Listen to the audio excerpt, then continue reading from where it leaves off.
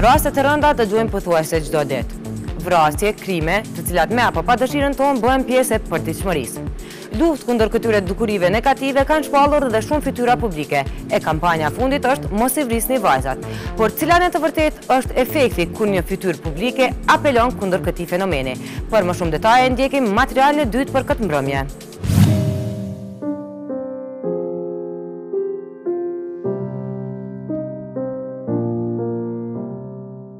Fenomene të shumta negative ecin me ne në çdo ditë tonën. Nuk kalon ndonjë edicion informativ që nuk transmeton një lajm që prek zemrat e secilit prej nesh. Në shumë raste emrat e njohur të ekranit shqiptar bëhen bashkë për t'i thënë ndal këtyre ngjarjeve.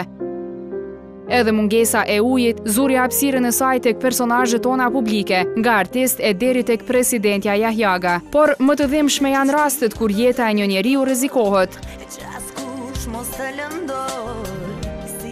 Vite më parë, Genta Ismaili shfrytëzoi armën e saj më të fortë. Përmes këngës, Genta sensibilizoi publikun për trafikimin e qenieve njerëzore. Eliza Hoxha theu heshtin e grave të dhunuara gjatë luftës me punën e saj.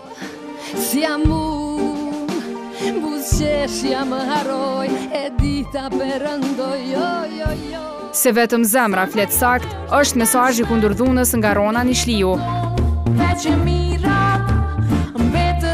Dhunës ndaj grave i tha stop edhe Zanfina Ismaili me projektin e saj Po Sikur. Publiku i dëgjon më shumë kur ato thuhen nga të pëlqyerit e tyre, por sa e ka arrit efektin e saj kënga sensibilizuese e Zanfinës. Tash na gjithmonë kur e fillojmë një punë e presim rezultati me qenë mirë. Kënga ka dalë në treg në momentin shumë duhur. Në verë, taman kur dëgjon këngë shumë, edhe unë besoj që ka pas një efekt tek njerëzit sepse i kam dëgjuar fëmijët e vogël duke këndu, kështu që unë shpresoj edhe besoj që ka pas efekt edhe rezultati mirë. Dukuritë e tilla luftohen edhe nga organizata të ndryshme, por zëri i tyre kalon në heshtje duke mos u regjistruar në mendjen e publikut. Po tash organizatat në varet sa janë profesionale në fushëveprimin e tyre, a janë organizata fillestare apo janë organizata me përvojë. Nëse janë me përvojë, sigurisht që efekti i punës tyre është i pazavendësueshëm. Mirë po në situata ndoshta kur organizatat nuk kanë ndonjë përvojë të madhe ose nuk kanë ndonjë background, si më thonë kështu. Ndoshta edhe përdorimi i fytyrave publike mund të ketë efekte shtesë ose mund të ketë efekte kështu të veçanta në kampanjat e tyre.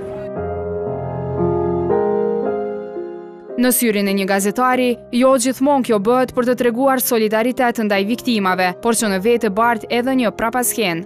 Po, në fakt, 2-3 herë kam përcjell atë klip, edhe me siguri që është tipik komercial, mendimin tim personal është shumë komercial.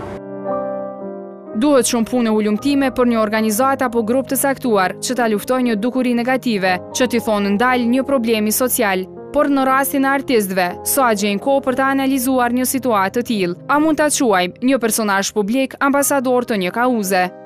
Gjithmonë artistat kanë qenë ambasadorë të këtyre kauzave, siç e tha edhe ti, sepse ka dallim. Tash artisti është fytyrë publike, ai që shihet në televizor, ai që del në media, në portale, anena. Por në momentin që ai flet kundër një dukurie kaq negative, menjëherë te populli ka me pas menjëherë një efekt më të shpejt se sa po të kishte dalur, siç thë edhe të vetë organizatat. Kur flasim për ambasadorët, nuk e di sa kemi fytyra publike aq të denja për të qenë ambasador një çështje të caktuar. Say something, I'm giving up on you. Duajeni gratë, duajeni jetën.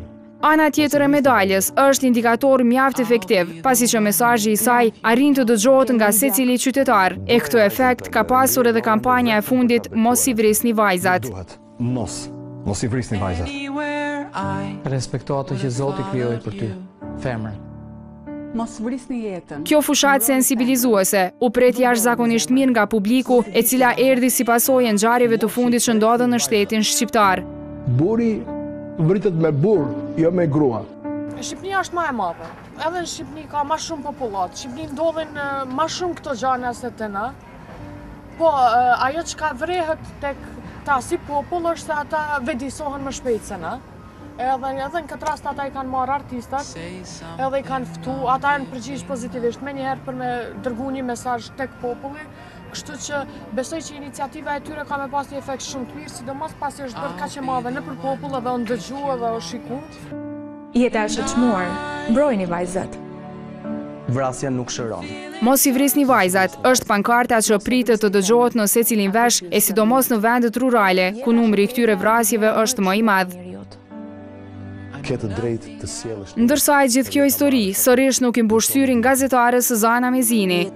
Dhe lëri të tjerë të jetojnë. Nuk krahasohet me dokumentarin. Dokumentari do të ishte shumë i fuqishëm se sa që është një klip i tillë ku prezantohen fytyrat publike duke bërë mesazhe shumë të kota për të mos thënë patetike. Nëse një burr e ka mendjen për ta vrarë vajzën e vet ose bashkëshortën e vet, nuk besoj se do ta ndryshoj mendimin e tij me një thirrje.